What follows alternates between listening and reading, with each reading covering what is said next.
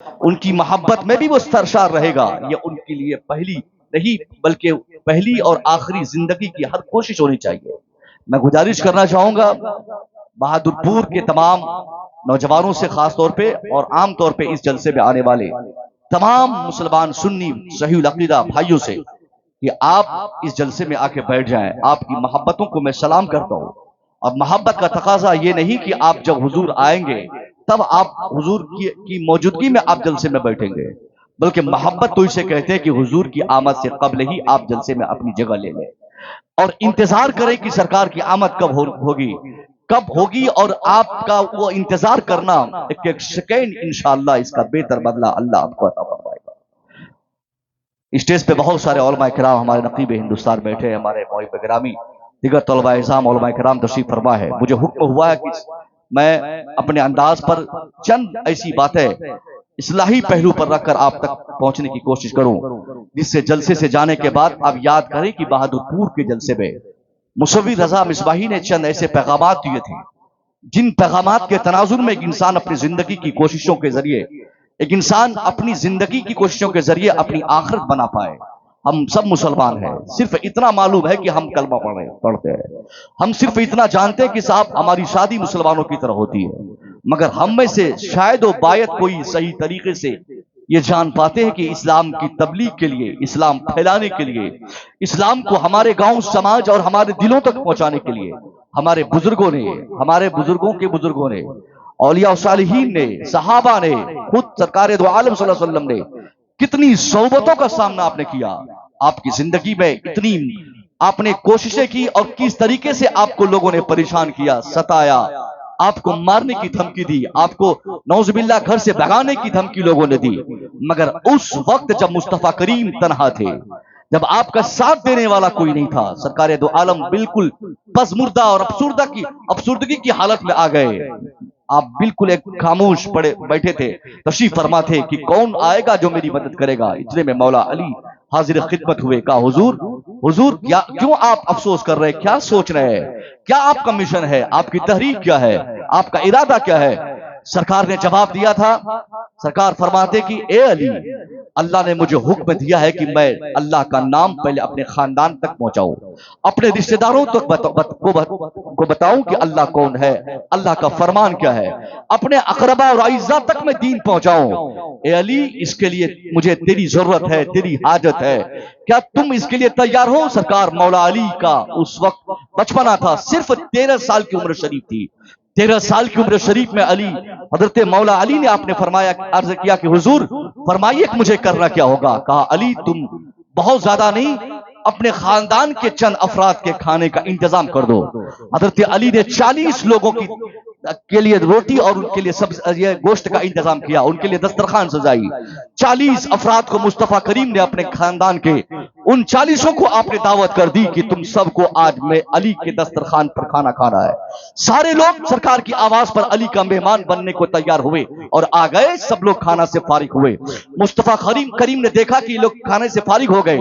آپ نے فرمایا کہ اے لوگوں، تجھے علی کے ہاں بلا کر کھانا کھلانے کا میرا کچھ مقصد ہے، میرا کچھ انٹینشن ہے، میرا کچھ ارادہ ہے. میں کچھ بڑا کرنا چاہتا ہوں، کچھ بتانا چاہتا ہوں، کچھ میسیجز ہے، کچھ پیغامات ہے، کچھ سندیش ہے جو تم تک پہنچانا چاہتا ہوں. ان سارے 40 افراد کے کان کھڑے ہو گئے کہ اب کھانا کھلانے کے بعد یہ کون سا پیغام پہنچانا چاہتے ہیں، یہ کھلانے کے بعد کیا بتانا چاہتے ہیں. سارے لوگ سب بسب کھڑے ہیں. مصطفیٰ کریم نے فرمایا، اے لوگوں، ان کھانے کا مقصد، یہ روٹی کا مقصد، یہ کھلانے کا مقصد یہ ہے کہ میں تجھے بتاؤں کہ اللہ ایک ہے. آج کے بعد تم میں کا کوئی فرد ایک اللہ کے سوا کسی اور کی عبادت نہیں کرے گا.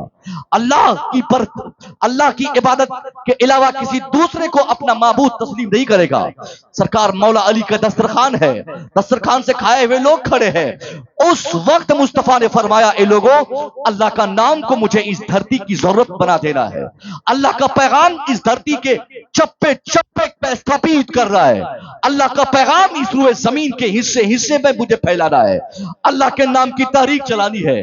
تم 40 میں سے کون ہو جو میری اس تحریک میں میرا سپورٹ کرے گا؟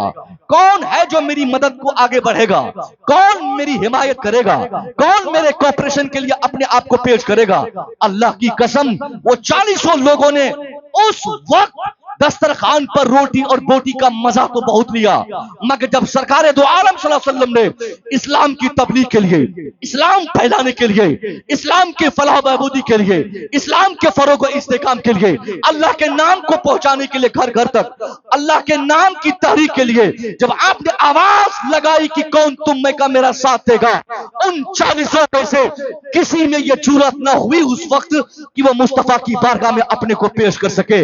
तारीख बताती है उस वक्त जब मुस्तफा करीम ने मदद के लिए गुहार लगाई, अपनी तहरीक में एक आदमी को आपने पुकारा कि कोई है जो अल्लाह के नाम की तहरीक में मेरा साथ दे दे, मेरी पुष्ट पनाही करो, मेरा सपोर्ट करो, मेरा कोऑपरेशन करो, मेरा सहयोग करो। उस वक्त कोई नजर नहीं आया। तारीख बताती है 13 साल की उम्र शरीफ में अपनी होशियारी और अक्लमंदी का इस्तेमाल करते हुए कोई और नहीं, अगर किसी शख्स ने अपने को पेश किया वो सरकार मौला अली की ज़ात गिरामी थी। नारे तकबीर, नारे रिसालत, उलमाए अहले सुन्नत, फैजाने कलीमी, फैजाने मौला अली, नारे तकबीर। सरकार मौला अली ने कहा हुजूर बोलिए करना क्या होगा। सरकार मैं हूं ना, सरकार बोलिए चलना कहां है। हुजूर बोलिए करना क्या है, हुजूर बोलिए काम क्या है, हुजूर आप फरमाइए करना क्या होगा। सरकार फरमाते इशारे में कि अली मेरा मुतालबा तुमसे नहीं, मेरा मुतालबा उन खाना खाने वाले लोगों से है, उन रोटी और बोटी का मजा लेने वालों से है। यहां से एक साबित भी होता है साहब, आज भी हम जलसा करते हैं, देख चढ़ाते हैं ना, कहीं खिचड़ियां बनती है, कहीं पुलाव बनते हैं, कहीं बिरयानी बनती है, जलसे में आने वाले मेहमानों को खिलाया जाता है, जम के लोग खाना खाते हैं। इस खाना खाने का भी खिलाने का भी मकसद है कि जब भी दीन पहुंचाना हो तो दीन ऐसे नहीं पहुंचाया जा सकता, पहुंचाना चाहिए। जो आदमी पैगाम लेना चाहता है उनको पहले खिलाया जाए, उनको पहले सिकम शेयर किया जाए, उनका पहले पेट भरा जाए, उनको पहले उनके लिए दस्तरखान सजाया जाए, फिर उन तक दीनी बातें पहुंचाई जाए, फिर उनको दीन का पैगाम उन तक पहुंचाया जाए। और ये सारी चीजें करना किसी और की सुन्नत नहीं, ये मौला अली की सुन्नत। सुभान अल्लाह, सुभान अल्लाह। क्योंकि अली ने भी मुस्तफा करीम के मेहमानों के लिए, इस वक्त मेरे मुस्तफा ने दीन की तबलीग के लिए लोगों को बुलाया था। ये बहुत ताज्जुब की बात है कि ये गुफ्तगू, अच्छी बताइए, अच्छी गुफ्तगू नहीं हो रही है बिल्कुल। और ये ना तो आप लोग खड़े क्यों हैं भाई, मार के भागना चाह रहे हैं क्या? ऐसा तो खड़ा वही रहता है जिसको किसी चीज का इंतजार रहता है कि थोड़ा सा मौका मिले तुरंत मारेंगे भाग जाएंगे। आप लोग जलसा सुन रहे हैं और ये जलसा आप ही का है। यहाँ बैठना ही एक एक सेकंड आपके लिए बाबरकत की घड़ी है, आपके लिए बड़ी सादतमंदी है कि आप यहाँ तशरीफ रखें, आप बैठ जाएं। यकीन मानिए कि जितनी भीड़ बाहर है और वो सारे लोग आ जाएंगे तो सरकार की जब तशरीफ आवरी होगी उस वक्त आपको जगह नहीं मिलेगी कि हम कहां बैठे। इसलिए अक्लमंदी आपकी इसी में है कि आप अभी जो खाली जगह पड़ी हुई है उसको अपनी जगह बनाकर आप वहां मुतमक्किन हो जाए, वहां बैठ जाए। उसके बाद फिर इस जलसे के एक एक पहलू का आप मजा लें। इस जलसे में आए हुए खतीब, चूंकि मेरे बाद हिंदुस्तान के एक अजीम खतीब जो खतीब भी हैं, पीर भी हैं, औलादे अली भी हैं, सरकार हुजूर मसरूर राजी भागलपुर शरीफ से तशरीफ ला रहे हैं, भागलपुर से खानकाह शाहबाजिया से मेरे बाद उनका खिताब होना है। वो जबरदस्त तकरीर फरमाते हैं। यकीनन मौला अली की औलाद से जब मौला अली के तज़किरे सुनेंगे ना तो दिल से जब सुनेंगे तब बात समझ में आएगी कि सरकार मौला अली की खिदमत क्या है।